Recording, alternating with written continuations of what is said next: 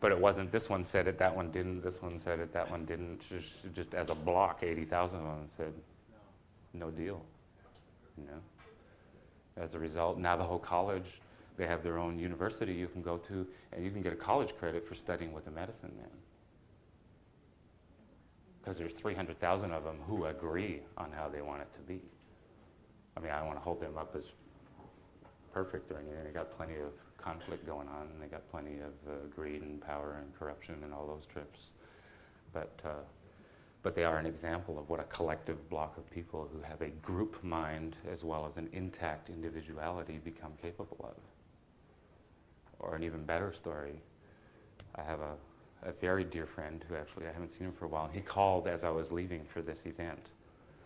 And he's going to come visit me, who done a lot of work in Central America and in Guatemala, one of his most recent accomplishments, for which he was shot a year ago last January. He was given an eviction notice from Guatemala, which means that a government agent came and put a 45 to his head and say, you have to leave this country and we never want to see you here again, and you get one break. This time we just blow your leg off. But next time, shoot your head. And what he had accomplished there was bringing 12,000 people as a collective unit out of the jungle who've been on the run for 14 years and set up an international witnessing program to have them internationally declared a non-combatant population, which they've been considered a legitimate military target for the last 14 years, and so that they could be designated a piece of land to settle on. But 12,000 people for 14 years were on the run with their babies, children, old people, the rest of it, wherever they hid in the mountains, to an ability to pack up and leave on 2 hours' notice. You know? Mothers who were forced to smother their own children to death in order to prevent the army from finding the rest of them, choosing who will die to save the rest. Harsh, harsh stuff. And remember, A&W has $2.5 billion invested there. Right? 12,000 people who could keep it together for 14 years, produce their own food. They had to grow 10 times the amount of food they needed because the army would find 90% of it. I saw film footage of guys with the big South American hoes, right, trying to chop up some ground. For every time he'd swing the hoe, he'd slide 15 feet down the hill because it all had to be grown covertly on the side of the mountains, and plant a few here and a few there and a few there and make their way back through the mountains to harvest it. And 10 times, I mean, I'm talking about how impossible it was for me to be self-sufficient. They produced their own food for 14 years and 10 times as much as they needed so that the army could steal 90% and they'd still have enough to eat. You know, one guy packed, because they keep their tribal consciousness intact, one guy's job is he packs the cemetery. Everywhere they camp, they set back up all the people who've died along the way they remember them, like the crosses, as if they had their cemetery. That's his job. He packs that up and trucks it around the mountains. 20-year-old boys who've been doing sentry duty on top of the mountains, sitting up there by themselves since they were 6 years old, watching for the army and the helicopters. And then younger kids who do the running between the mountains so that that whole circle is in communication with itself, human to human, no technology. So that that whole scene could be on the move on 2 hours' notice. They kept it up for 14 years. Now that is strength in unity that's beyond who we are as North American people. We've got a lot of work to do if we're ever going to be like that. You know? And yet that power exists. In the unity and diversity. Usually one gets trashed on behalf of the other, you know. So you got the cult thing or all the stuff from the 60s and 70s where we're going to have all this unity, but then me as an individual ceases to exist, and sooner or later I got to try and kill the leader so I can reclaim my individuality. And then I don't want anything to do with that, and you know, the answer's right there, and we just keep running past it. You know, sooner or later we'll go by it enough times to stop and examine that middle place, how it's going to come about. Unity and diversity. Indians I was adopted into 2 Native American tribes, so that's why I have all these Indian ways of expressing things that come more from my teachers than from myself. I'm just a translator. But you look at trees, there's something the same about every tree. They all have something in common. And that's the unity side. And then try and find 2 trees that are the same. That's the diversity side. And everything is that way. And we're that way.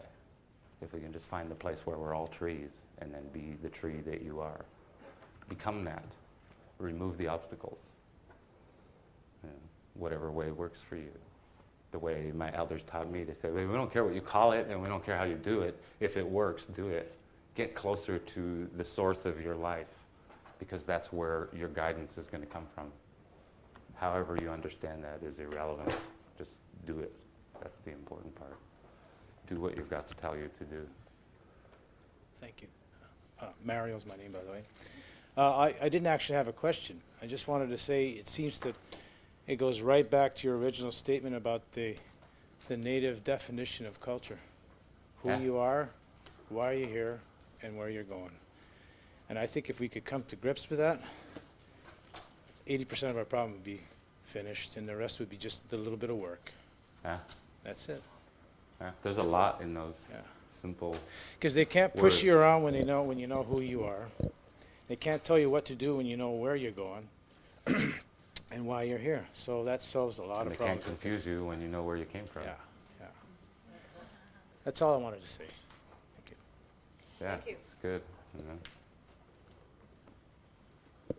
My adopted dad, who lived to be 93, and the Tewa people, he used to always say, old people have a way of saying things that are very concise. They don't waste any words. They don't have the energy for it. Right?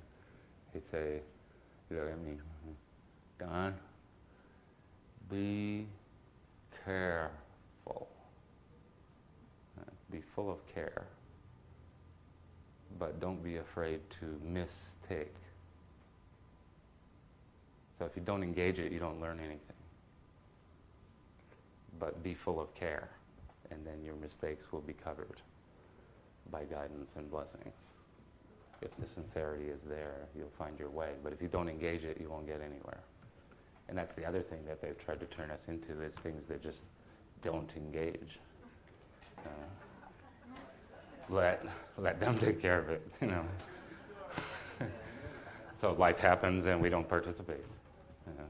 And it sneaks by rather quickly while we're not looking. And every moment is precious. It's a gift. That's why they call it the present. The gift. Yeah, wherever that came from. Good one.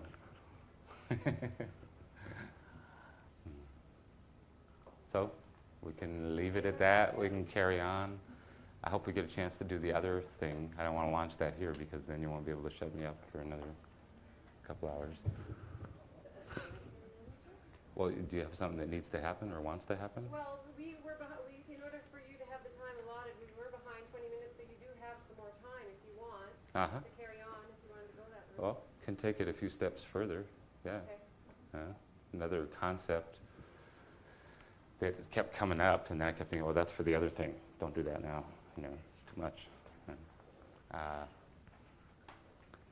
The Hopi elders that I had the blessing in my life of being present to and knowing as personal friends have a way of talking about the same thing.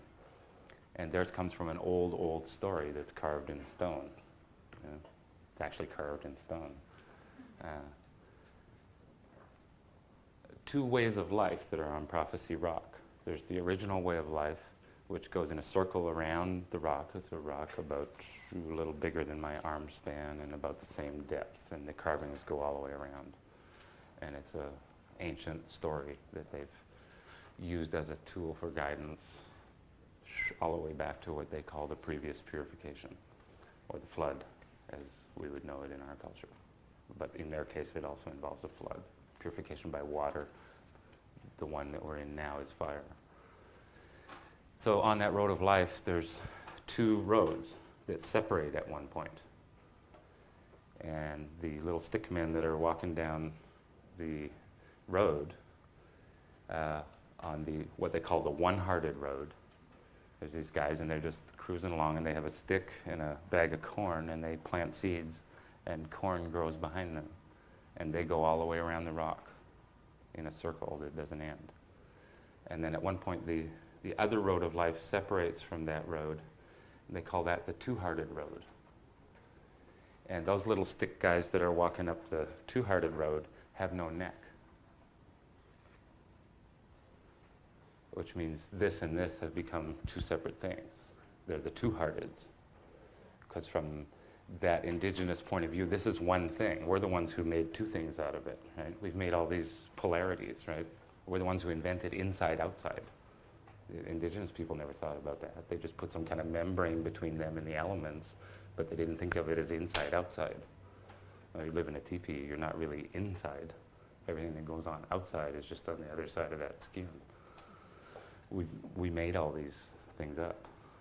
Inside, outside, me, you, whatever. So the two-hearteds have no neck. They're this two separate things, right? And their head is just kind of floating around in space. And that road becomes a zigzag line, and then a big zig, and then it ends. Right? And so from their point of view, the two-hearted way of life will end.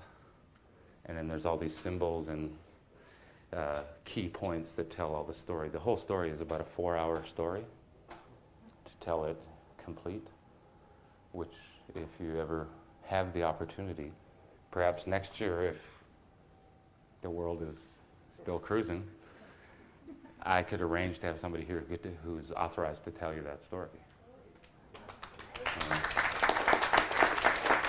Because it's intended to be, too many people have taken bits and pieces of it out of context and used it not in the right way. Right? And as a whole package, it's a much more complete thing. I can tell you that at a certain point in the separation of those two roads, there's something that we're all fairly involved with. There's a ladder that goes between them, which for them started in the 60s. And it meant that there would be, for the first time, people born on the one-hearted road would be able to cross over to the two-hearted way. But people born on the two-hearted way could also cross over to the one-hearted way. So there's a bunch of us, I suspect, who are somewhere on that ladder trying to cross over to that other road of life because we've seen where the other one's going. And they say that started in the 60s, and unfortunately for them, it primarily represented that their own youth would leave and go the two-hearted way. And so their knowledge and wisdom wouldn't pass on to their own genetic pool. And they would have to open up to whoever was willing to receive it and carry it. And they had a message about that, who that would be. It's related to the culture statement about who we are, where we're going, and where we came from. Because their instruction was the highway down below where they live, which was built by them in chain gangs when they refused to sign authority over their children over to the state. Then they were put in chain gangs and made to build the highway through their place in the 30s. Because they wouldn't give the United States government their children for forever and ever, like just sign over their ownership of themselves to the state. They're also, the men were imprisoned for 2 years and starved in order to try and make them sign that contract. But it became apparent that they would obviously allow themselves to die in prison before they would sign such a document. So then they were put in chain gangs to build the road. And that's only in the 30s. Anyway, separate story. They were to watch that highway down there because at the time after the ladder was built, then these characters were going to show up on that highway trying to look like them. And they would have a name something like Hopi and grow their hair long and be wearing beads and everything else and try and look like them. And the key ingredient was you go down to the highway when you see them and talk to them, and if they don't know where they're going, don't know where they are and don't know where they came from, right? Which the standard response was, I don't know, man. That's them. Invite them up for coffee and talk to them, because they're trying to find the ladder to cross over. So they had an instruction that was waiting for the hippies when the migration came out of California in the late 60s. And they, lassoed a bunch of them and hauled them up into the rocks and served them coffee and cookies and talked to them and kind of examined them cautiously. So Timothy Leary did Timothy Leary did his own version of that. Mm-hmm. Yeah, lots of good stories came out of that world. Different world. We have no idea how worlds overlap on worlds. Like where there's a completely different reality unfolding in the same time-space relationship that we're walking around in. For example, Prophecy Rock, which is like a very old, very ancient, very sacred place. It's a garbage dump. For those people, all of their garbage, everything they've handled, carries their DNA print. And so the only safe place to deposit it is at a shrine where the demons won't go. So anything they've handled, they throw it at the shrine, right? So it's full of old fridges, cars, a big jungle of stuff. 10 years before I went there as a family guest on pilgrimage, I camped there as a hippie trying to find a place garbage dumps were a good place to hide out, We won't get in trouble. We can pull in here and sneak our van in here, backed it right up to Prophecy Rock and camped overnight. And, later on in life, I go back there on a pilgrimage to go to Prophecy Rock and go, I've been here. There's those drawings that were on that rock in the dump. Different world. People have padlocks on their outhouses because your excrement carries your DNA print. Stuff that we're just beginning to understand. Sorcerers and healers have been using that stuff for centuries. I learned doctoring ways in ceremonial training that I can focus my mind and heart and ability and encourage the other people who are working with me to do the same. And if I want that energy to reach you, but you're ill and 1,000 miles away, it'll help me a bunch if I can have a shirt of yours that's been worn and not washed. Because that energy will find you by the DNA print in your shirt. Those ways are used for good things, they're used for bad things. And now that science is unraveling those things, we're in more danger than ever. Because even in the traditional world, where traditional peoples still have that wisdom and technology, multidimensional technology, their problem is that the cultural context that used to produce the quality of heart that could handle having that knowledge is what we wiped out in one generation.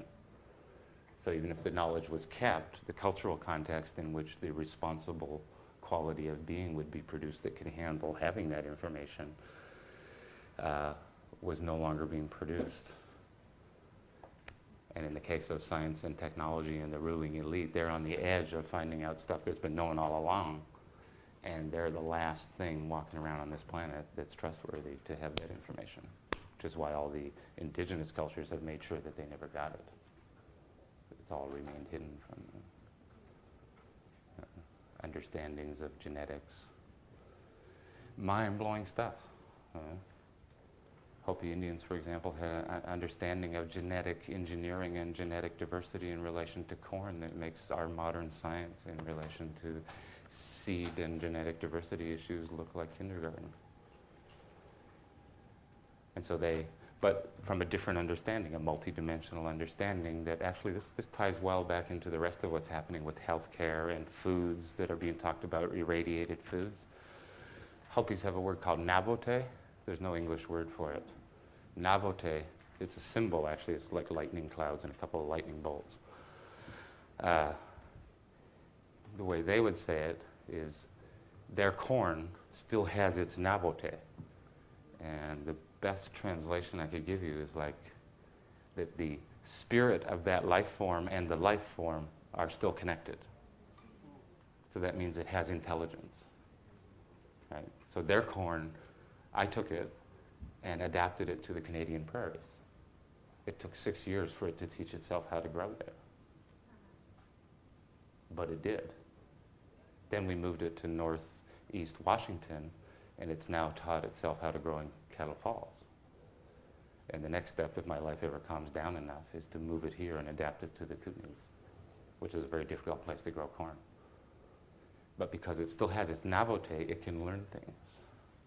It also has a higher nutrient spectrum, higher everything when you take it into a lab, because it's still an original life form. Whereas what they would say is most of what we've done is break the connection between the spirit and the life form, because we're in a place where we don't realize that that's the case. When we see a tree, we don't see a living being, we see a commodity. It's a perception of life itself that has been, however it got there, that's where we are for the most part. And that's what we have to change. And then in relation to our food, what they would say, then it matters less what you eat than whether it actually exists or not, or if it's just the carcass of what was once life. If you eat life, it will sustain you. If you're eating what was life, it ain't going to work so well. They still, make jokes at me all the time and say, the way you grew up, the sun goes down, you go and go back to the barn. And I say, but if you eat that deer, then you'll get more like them. You are what you eat, right? And if there's no spirit in what you eat, and generally speaking, our way of doing things was just sort of an industrial, materialistic, production-oriented, if nothing else, profit-related. Even when I was working my organic farm, I work at it like a fiend, because I got, 12 600-foot rows of carrots, and they got to be thin today, And actually, I'm so sped up doing it that I don't have time to eat one of the carrots, because instead I'm juggling a liter of Pepsi full of caffeine to make sure I can get through it all. Right? And at one point it becomes completely absurd. It's time to quit. I'm not sure where I was going there. You get a glimpse of why I quit being an organic farmer.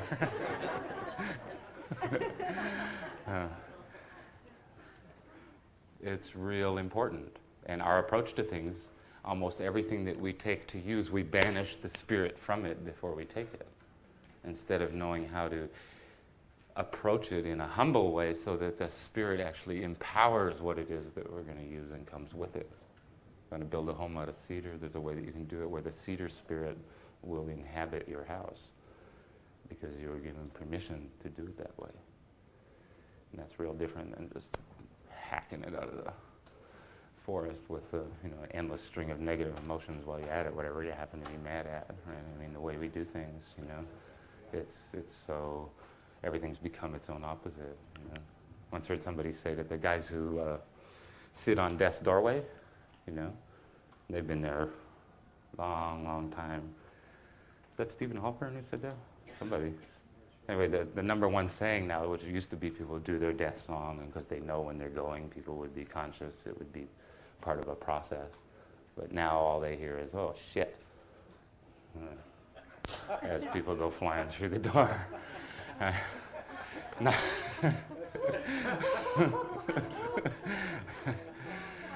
Unplanned, uncalculated, just, oh, shit. Everything's backwards that way, but there's a way of doing it where the spirit comes with in everything that you do, everything that you touch, everything that you handle. It originates in a place of spirit. That's what this is. So it's quite an image. We'll leave it there, and thank you for your kind attention.